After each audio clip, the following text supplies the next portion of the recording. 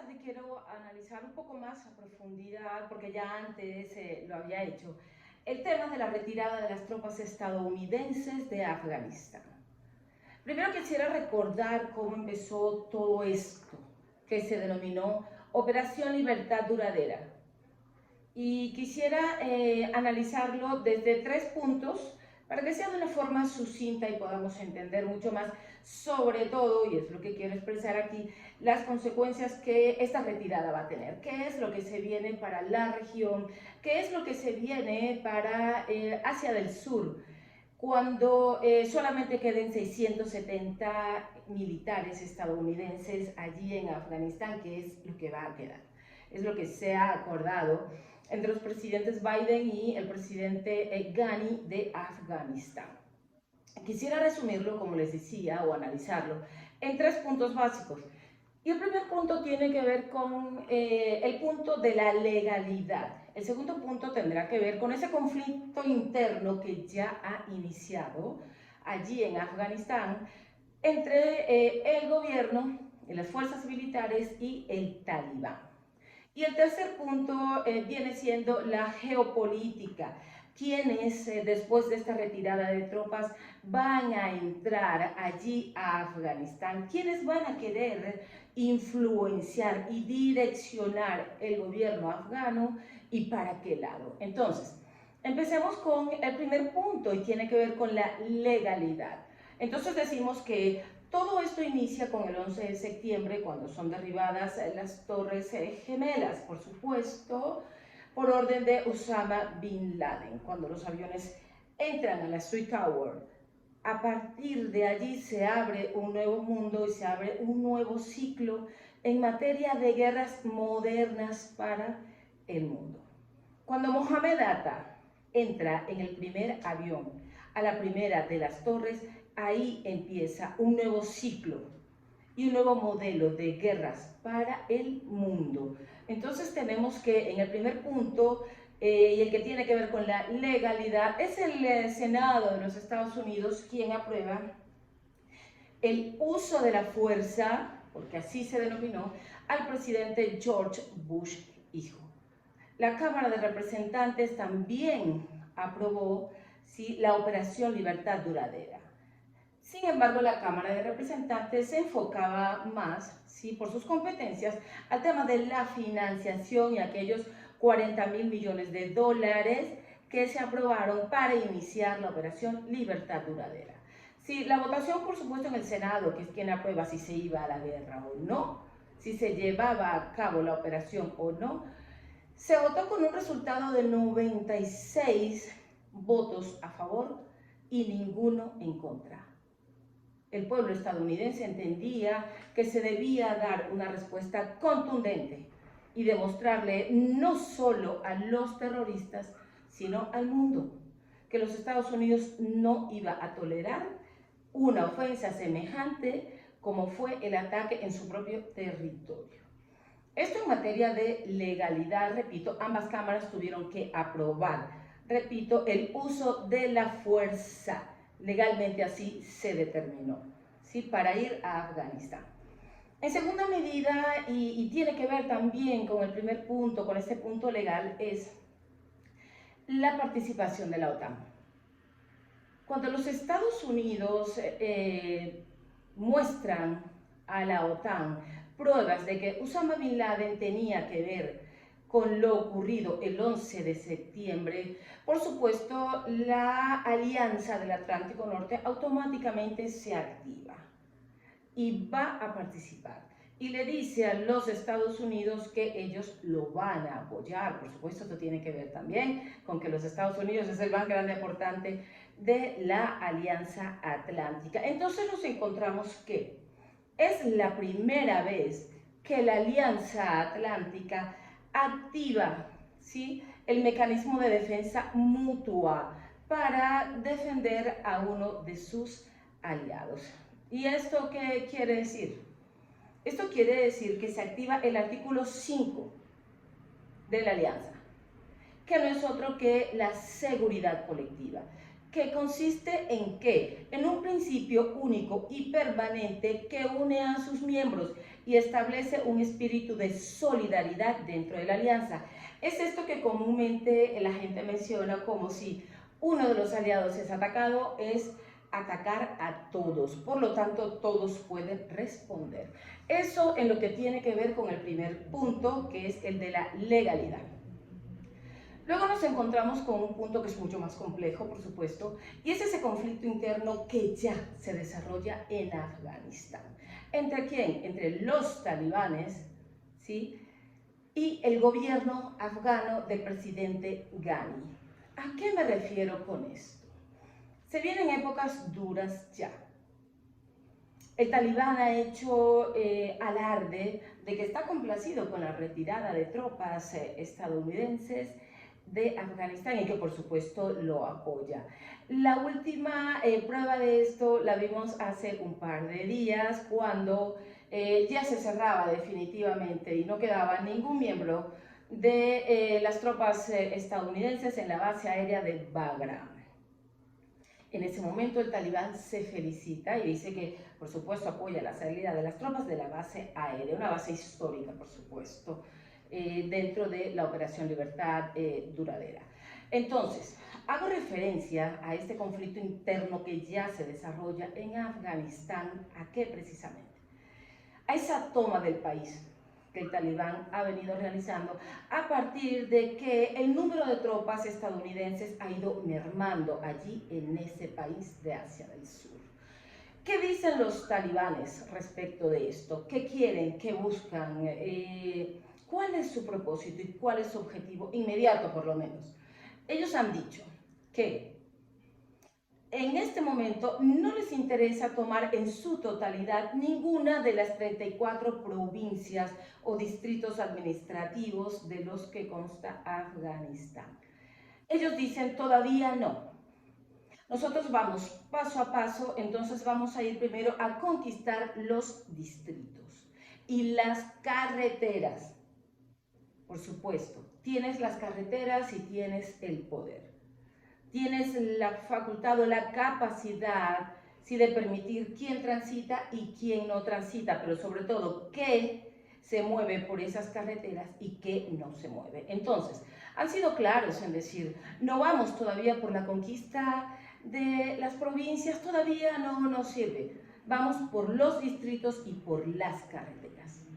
Ahora, hablamos dentro de este segundo punto y este conflicto interno de una alianza que está siendo por algunos puesta en duda, pero que definitivamente yo no la pondré en duda, y es la alianza Al-Qaeda-Talibán. Al-Qaeda ha estado en Afganistán desde antes del 11 de septiembre, cuando los talibanes, dirigidos entonces por el mulá Omar, le dio cabida y le dio residencia a Osama Bin Laden en aquel país. Entonces, es claro que siempre ha habido una alianza entre Al-Qaeda y los talibanes. Y no tendría por qué romperse ahora, sobre todo cuando les queda un país entero para ellos. Entonces, puede que estemos hablando de un fortalecimiento y un renacer de Al-Qaeda. Tal vez sí. Por supuesto, sí estamos hablando de un fortalecimiento inmenso de los talibanes. Eso no se pone en duda. Sería una tontería o un error ponerlo en duda. Definitivamente los talibanes están crecidos. Algunos expertos en Asia del Sur y concretamente en este conflicto han sacado muchos mapas y hay muchas perspectivas, ¿sí? Entonces, pero hay una cifra que sí prevalece entre todos los que analizan este conflicto, y es que hoy en día el talibán está en poder de prácticamente el 60% del país. Eso es demasiado territorio, definitivamente. Hay un acuerdo de paz en marcha que se está llevando a cabo entre el gobierno del presidente Ghani y los talibanes, en Doha, Qatar concretamente. ¿Este acuerdo de paz es posible? Yo creo que no, porque los talibanes no todos piensan de la misma manera. no todos piensan igual. Entonces, unos quieren sencillamente todo el poder en el territorio afgano porque creen que pueden conseguirlo. Otros, de todas maneras, miran hacia el exterior y ven a la comunidad internacional. Y ven todas las posibilidades, sobre todo económicas, que pueden tener en ayudas si continúan en la mesa de diálogos en Doha. Entonces, hay un conflicto en marcha entre el talibán y el gobierno afgano, que solicita la ayuda de los Estados Unidos y solicita al presidente Biden que no le abandone en este momento. Tendremos que ver hasta dónde es capaz o hasta dónde quiere la administración Biden continuar con este acuerdo de paz, que seguramente lo continuará, ¿sí? Pero también tendremos que ver qué da a cambio de pasos para la paz, la administración Biden. Entonces, tenemos un tercer punto para finalizar y tiene que ver con lo más amplio quizá, ¿sí? Con esa geopolítica que viene a partir de la salida de los Estados Unidos de Afganistán. No sería la primera vez que Estados Unidos sale de un territorio después de años de guerra, dejando un reguero, para decirlo en palabras comunes, si se quiere. No sería la primera vez. Y definitivamente todo indica que es lo que va a suceder. Entonces tenemos tres potencias que están definitivamente al acecho y que van a querer tomar posesión de parte del territorio afgano para tener influencia en aquella región del mundo. ¿Y quiénes son? Por supuesto Rusia, por supuesto el régimen de los ayatolá, y me refiero a Irán, y por supuesto Turquía. Erdogan anda buscando todo el territorio posible sobre el cual él pueda tener influencia, y un Afganistán débil es definitivamente muy provocativo para el régimen turco. Putin querrá entrar allí, por supuesto que querrá entrar. Rusia siempre ha querido estar en Afganistán. Recordemos que fueron 10 años intentando conquistar Afganistán hasta el año 1989, siendo aún la Unión Soviética cuando no pudo y la CIA le hizo retirar. Entonces, nos encontramos con una Rusia en ascenso que quiere influencia y seguramente va a entrar allí en Afganistán. Nos encontramos con un Irán que quiere pillar a un gobierno débil, definitivamente, porque Irán quiere expandirse, así como quiere expandirse en Irak, porque ve que en Irak también hay un gobierno débil, así también lo va a intentar hacer allí en Irán. Turquía. Erdogan necesita influencia, pero además algunos expertos dicen que la administración Biden, de cierta manera, al retirarse de allí y al no protestar contra Erdogan por sus acciones en Libia, lo que está diciéndole de manera tácita es: puedes entrar y ocupar un espacio en mi nombre. Eso es lo que algunos analistas piensan que la administración Biden quiere hacer allí. Pero no solamente hablamos de estados constituidos que quieren entrar a Afganistán para tener influencia en Asia del Sur. También estamos hablando de grupos terroristas, por supuesto, que también quieren su porción. Entonces, nuevamente hablamos de Al-Qaeda. Hablamos del Daesh o Estado Islámico, por supuesto, que hace mucho tiempo, cuando fue sacado de Siria, se ha ido replegando tácticamente en Afganistán. Y también tenemos, sí o sí, que meterlo dentro de esas opciones que entran en Afganistán para debilitarlo, para aumentar el conflicto que ya está, como decía en el punto anterior. Y definitivamente el Daesh necesita volver a reconstruirse. Y qué mejor que un Estado débil, un Estado fallido, porque eso es Afganistán, para resguardarse. Entonces, tenemos por supuesto el Talibán, que ya es un grupo autóctono del país y por supuesto que ya tienen el poder en Afganistán. Pero también podemos estar hablando de Kataeb Hezbollah, es decir, Hezbollah y Irak. Esto es una facción autónoma, bastante autónoma, de Hezbollah Líbano. Muy autónoma. De hecho, no se lleva, por lo que indique Hassan Nasrallah desde Líbano, pero tampoco son enemigos, por supuesto, porque es una franquicia y lleva su mismo nombre. Entonces, nos encontramos con un Afganistán, para finalizar, débil al momento de salir las tropas estadounidenses de allí, de aquel país. Nos encontramos con un Afganistán que va a tener retrocesos en materia de derechos humanos, porque como quiera que sea, al estar la OTAN allí también estaba Naciones Unidas, que hizo grandes esfuerzos y consiguió sobre todo en materia de respeto de derechos hacia las mujeres, hacia las niñas allí en Afganistán. Entonces, estos logros conseguidos por Naciones Unidas sin duda alguna van a tener retroceso, porque el talibán no va a permitir que se hable de derechos y mucho menos que se enseñe de derechos, y ahí sí digo, muchísimo menos para las mujeres o para las niñas. Entonces, hablamos también de un Afganistán que tendrá que intentar dentro de la legalidad reorganizarse, pero estamos hablando de un país que tiene más de 142 tribus y cuyos distritos son bastante disímiles en sus costumbres, en sus creencias y debo decir incluso en sus lenguas.